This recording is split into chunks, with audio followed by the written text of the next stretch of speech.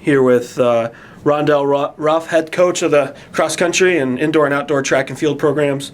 Touch a little bit on Karrington Seals, her accomplishment becoming the first indoor All-American. I think is not only big for Karrington, but it's extremely big for the program, and it shows where we can go as a program. If you look at the history, we've had All-Americans before in cross country and in outdoor track. All of those runners have been distance runners, and so to be able to get a hurdler to be the first indoor All-American is really big to say that we can be an all-around good program, not just a distance-dominant program. What does that mean you're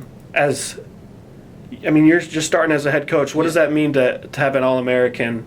Hopefully it'll happen a lot more in the future, but what does that mean to a head coach? For me, it means a lot. Personally, it means a lot because not only were Karrington and both Kiera my first national qualifiers that I've ever had as a coach, but then for Karrington to not only just be a qualifier but also be an All-American, so that was my first, so it means it's big for me, and to be able to share in that moment with Wayne State, I think it's just showing that what we can do together. What can we expect from the outdoor schedule? Talk a little about maybe some of the events and maybe some of the people that you look for to be successful in this outdoor season.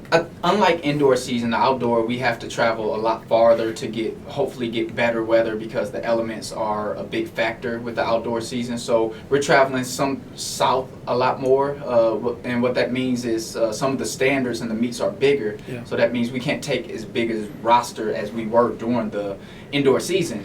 So the competition is going to step up a lot. So even athletes like Karrington, who's a national qualifier and All-American, she's going to hopefully in some races be in over her head, but hopefully she steps up to that challenge. So the outdoor season is going to be challenging for our athletes to step up to, and I hope that they can live up to that. When you look back in June and July at the 2016 outdoor schedule, what's going to be a successful season in your eyes? A successful season is going to be having